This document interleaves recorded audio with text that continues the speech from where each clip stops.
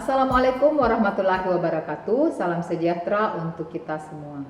Perkenalkan, nama saya Sri Prilmayanti Awaluddin, adalah dosen program studi S1 Manajemen Institut Teknologi dan Bisnis Nobel Indonesia Makassar. Pada kesempatan ini saya akan menjelaskan salah satu mata kuliah yang saya ampuh, yaitu mata kuliah Economics. Economics termasuk mata kuliah wajib yang didapatkan pada semester genap dengan jumlah SKS sebanyak 3 SKS. Adapun capaian pembelajaran mata kuliah Economics yaitu: pertama, mahasiswa mampu menjelaskan dan memahami teori, ruang lingkup, prinsip ilmu ekonomi mikro, masalah ekonomi makro, dan metode ilmu ekonomi. Yang kedua, mahasiswa memahami faktor yang mempengaruhi permintaan, penawaran, dan kondisi keseimbangan pasar. Ketiga, mahasiswa memahami peran kebijakan pemerintah dalam pasar. Keempat, mahasiswa mampu menjelaskan struktur biaya perusahaan. Kelima, mahasiswa memahami struktur pasar persaingan sempurna dan monopoli. Berikut ini saya akan mendeskripsikan tentang mata kuliah Economics. Mata kuliah Economics merupakan mata kuliah yang membahas tentang prinsip-prinsip ilmu ekonomi, terutama membahas bagaimana cara mengatasi permasalahan dalam ekonomi dari segi makro dan mikroekonomi. Berikut ini adalah materi pembelajaran yang saya berikan kepada mahasiswa. Pertama, teori, ruang lingkup, prinsip ilmu ekonomi mikro, masalah ekonomi makro, dan metode ilmu ekonomi. Dua, permintaan dan penawaran serta faktor-faktor yang mempengaruhi permintaan dan penawaran dan kondisi keseimbangan pasar. Tiga, peran kebijakan pemerintah dalam pasar. 4. Struktur biaya perusahaan. 5. Struktur pasar persaingan sempurna dan monopoli. 6. Pendapatan nasional. 7. Permintaan agregat dan penawaran agregat. 8. Peran uang dalam perekonomian. 9. Inflasi dan pengangguran. 10. Peran dan dampak kebijakan fiskal. 11. Peran dan dampak kebijakan moneter. Untuk sistem pembelajaran di masa pandemi ini di Institut Teknologi dan Bisnis Nobel Indonesia Makassar, khususnya di program studi S1 Manajemen, kami menggunakan beberapa aplikasi untuk mendukung pembelajaran, yaitu e-learning, Zoom Meeting, dan WhatsApp Group. Sedangkan metode pengumpulan tugas dan pemberian kuis menggunakan aplikasi Google Classroom dan e-learning. Berbagai strategi teknologi dan metode pembelajaran yang saya terapkan tujuannya agar dapat meningkatkan kualitas belajar mahasiswa.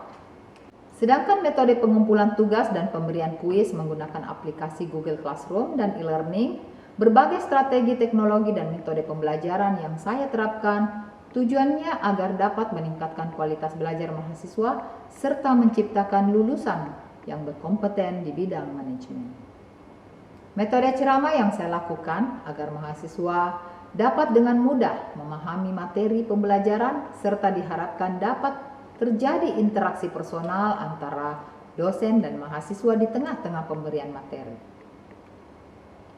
Metode tanya jawab dilakukan untuk mengetahui sejauh mana pemahaman mahasiswa terhadap materi yang diberikan. Untuk metode diskusi kelompok, saya memberikan suatu permasalahan atau sebuah studi kasus yang menyangkut fenomena terkini dalam bidang ekonomi makro untuk dibahas bersama, yaitu dampak pandemi COVID-19 terhadap perekonomian dan kebijakan ekonomi makro, khususnya permasalahan inflasi di Indonesia. Tujuan dari diskusi ini agar mahasiswa dapat bertukar pikiran, memberikan solusi, dan memecahkan permasalahan tersebut, dengan harapan bahwa semua mahasiswa dapat lebih aktif bertukar pikiran serta menyumbangkan ide-ide kreatif, logis, dan saling menghargai pendapat orang lain. Metode kuis menjadi cara alternatif yang bisa digunakan untuk memberikan penilaian kepada mahasiswa. Metode kuis ini memicu mahasiswa untuk antusias dan lebih serius dalam proses belajar mengajar, serta secara teknis, metode ini juga berfungsi sebagai bahan review atas materi-materi perkuliahan yang disampaikan sebelumnya. Untuk mempermudah penyampaian materi, saya selalu mempersiapkan bahan ajar berupa slide presentasi, buku ajar atau handbook yang sesuai dengan RPS. Untuk sistem penilaian yang saya berikan, terdiri atas keaktifan atau aktivitas 10%, tugas dan diskusi 20%, ujian tengah semester 30%, dan ujian akhir semester 40%. Berikut ini saya akan tampilkan video proses pembelajaran mata kuliah Economics. Mari kita saksikan video berikut ini.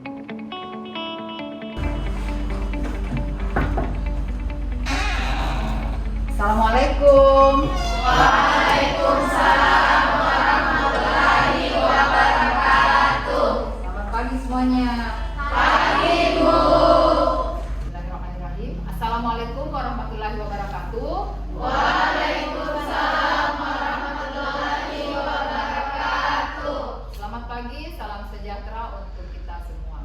Selamat pagi, Bu. Apa kabar hari ini?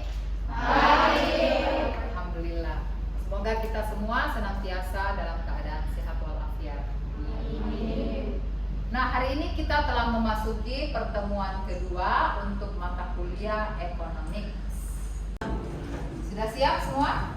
Siap, Bu. Baik, kita akan memasuki pelajaran ekonomi.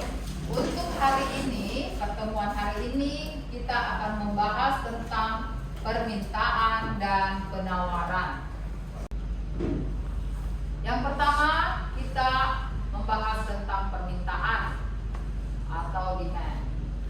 Demand adalah sejumlah barang yang dibeli atau yang diminta pada suatu harga dan pada waktu tertentu. Kuantitas barang yang diminta atau quantity demand adalah sejumlah barang di mana pembeli mau dan mampu untuk membelinya atau memintanya.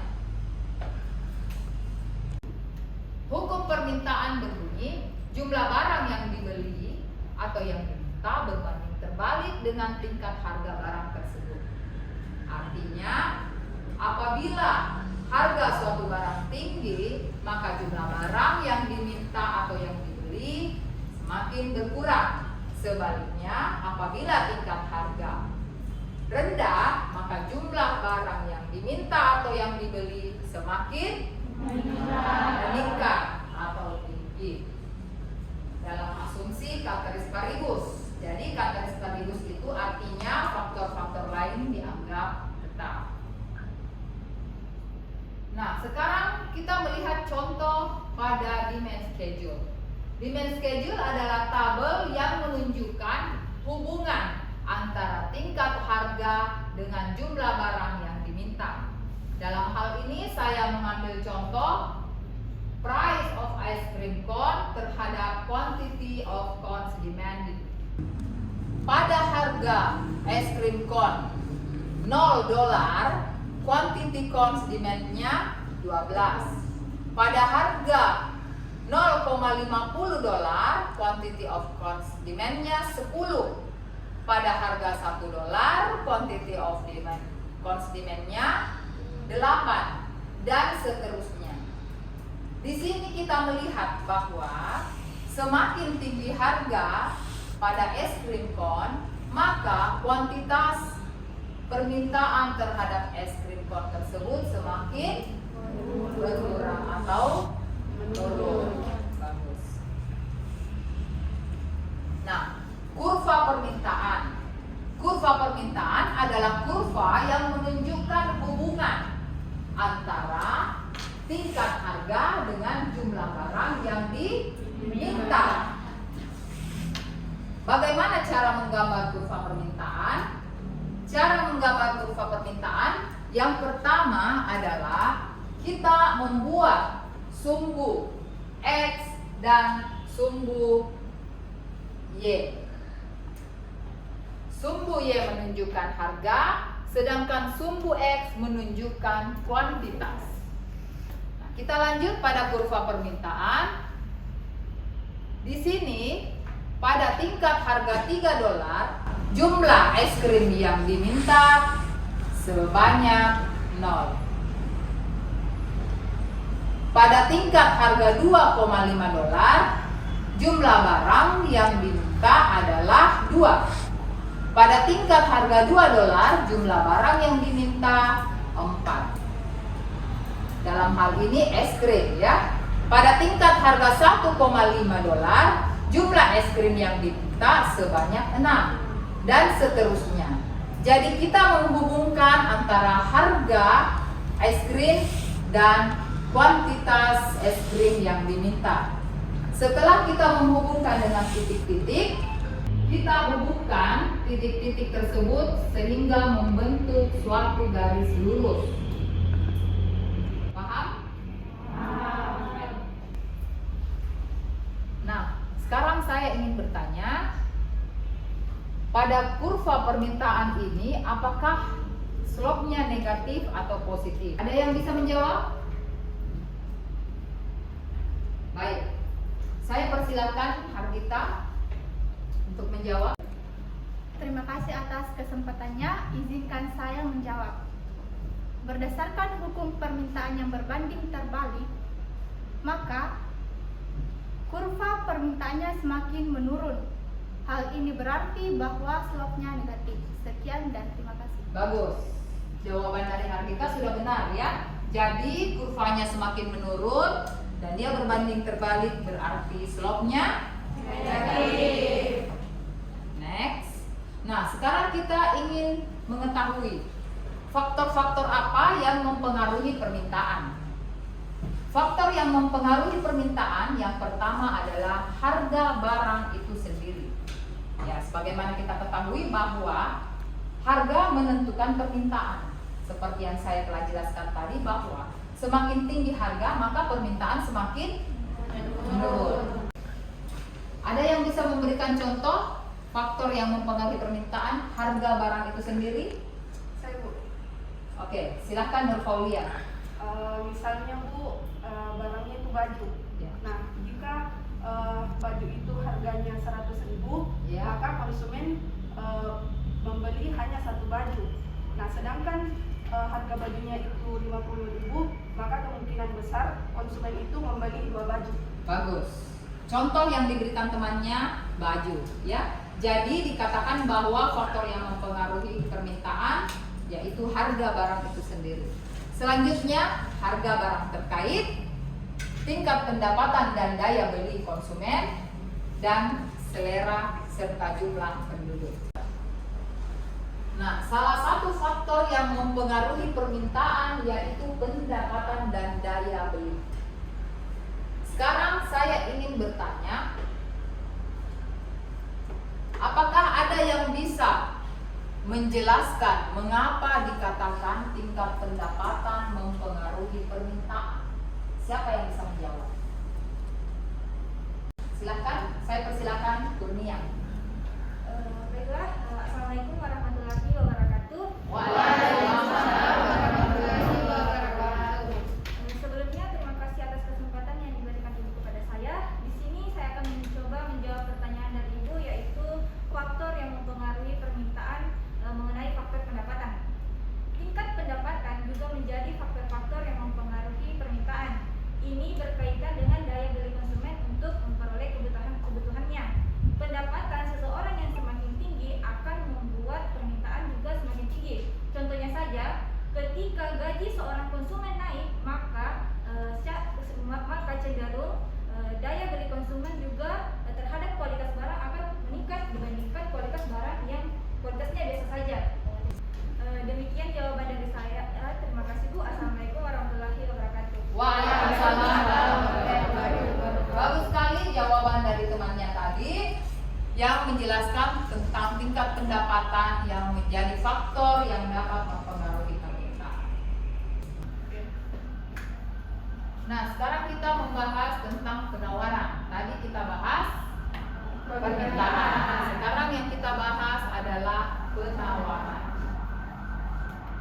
Penawaran atau supply yaitu sejumlah barang di mana penjual mampu dan mau untuk menjualnya. Nah, di sini yang bertindak sebagai yang melakukan penawaran yaitu produsen. Ya, tadi permintaan yang melakukan permintaan adalah konsumen.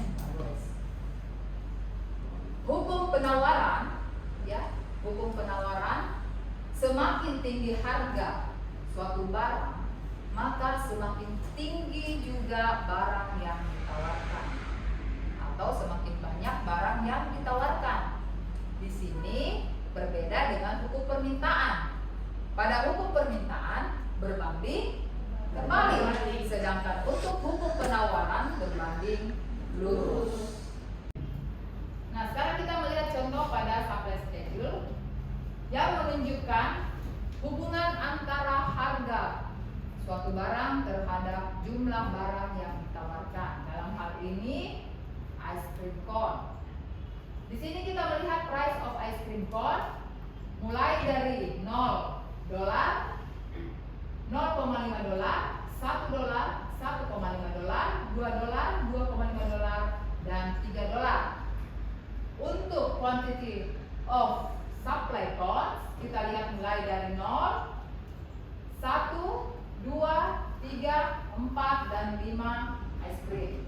Pada tingkat harga $1, quantity of cone supply sebanyak 1. Pada tingkat harga $1,5, quantity of cone supply-nya 2. Pada tingkat harga $2, supply of cone supply-nya 3. Nah, di sini kita dapat melihat bahwa semakin tinggi harga ice cream berarti semakin tinggi pula quantity of cone supply-nya. Selanjutnya kita melihat kurva penawaran atau supply curve. Kurva penawaran adalah kurva yang menunjukkan hubungan antara berbagai tingkat harga dengan berbagai jumlah barang yang ditawarkan. Untuk menggambar kurva penawaran ini sama halnya dengan menggambar kurva permintaan tadi, yaitu kita membuat sumbu X dan sumbu Y. Jadi pertama kita buat sumbu Y-nya. Di sini sumbu Y menunjukkan harga atau price, bagus. Selanjutnya untuk sumbu X menunjukkan kuantitas, bagus. Jadi caranya sama, kita membuat titik-titik untuk harga dan kuantitas es krim. Selanjutnya kita menghubungkan titik-titik antara tingkat harga terhadap kuantitas es krim. Pada tingkat harga $1, jumlah es krim yang ditawarkan sebanyak 1. Pada tingkat harga $1,5, jumlah es krim yang ditawarkan sebanyak 2. Pada tingkat harga $2, jumlah es krim yang ditawarkan sebanyak 3. Dan seterusnya. Selanjutnya kita menghubungkan titik-titik tadi sehingga membentuk garis lurus. Sudah paham semua cara menggambar kurva penawaran? Baik. Sekarang kita lanjut ke penawaran. Kuantitas barang yang ditawarkan yaitu jumlah barang di mana penjual mau dan mampu untuk menjualnya. Demikianlah materi kita hari ini yang membahas tentang permintaan dan penawaran. Demikianlah penjelasan tentang permintaan dan penawaran dari materi yang dapat saya simpulkan bahwa hukum permintaan, jika harga suatu barang turun, maka jumlah permintaan terhadap barang tersebut semakin naik. Sebaliknya, apabila harga barang tersebut naik, jumlah barang yang diminta semakin menurun. Untuk hukum penawaran, jika suatu barang naik, maka barang yang ditawarkan meningkat. Sebaliknya, apabila harga suatu barang menurun, maka jumlah barang yang ditawarkan pun ikut menurun. Nah, sampai di sini ada yang ingin ditanyakan? Oke, silakan Mahfud. Baik, Assalamualaikum warahmatullahi wabarakatuh. Waalaikumsalam warahmatullahi wabarakatuh. Saya mau bertanya Bu, pada hukum permintaan, Di mana pertanyaan saya itu, apakah hukum permintaan berlaku untuk semua jenis barang? Tolong jelaskan, terima kasih. Oke, pertanyaan yang bagus ya. Hukum permintaan menjelaskan bahwa semakin tinggi harga suatu barang, maka permintaan terhadap barang tersebut semakin berkurang atau menurun. Apakah ini berlaku untuk semua jenis barang? Ya, jawabannya tidak semua jenis barang berlaku pada hukum permintaan. Contoh, ya. Contohnya barang prestis. Barang prestis ini adalah barang yang merupakan barang yang dibanggakan oleh seseorang. Misalnya handphone, mobil mewah. Jadi handphone, mobil mewah, dan barang-barang mewah lainnya, meskipun harganya mahal, tetap banyak yang membeli, banyak permintaannya. Oke, Mahfud sudah bisa mengerti? Mengerti. Oke, baik. Sudah jelas semuanya? Jelas. Baik, kalau sudah jelas semuanya, kita akhiri pertemuan ini. Namun sebelum diakhiri, saya memberikan tugas untuk sebagai tugas individu. Nah, silakan Anda mencatat tugas ini dan deadline yang diberikan sampai pekan depan pada jadwal kita saya terima melalui e-learning. Silakan dicatat. Baik, ini adalah tugas individu. Silakan Anda mengerjakan di rumah. Dan saya menerima tugas ini melalui e-learning. Deadline-nya pada pekan depan mulai dari sekarang.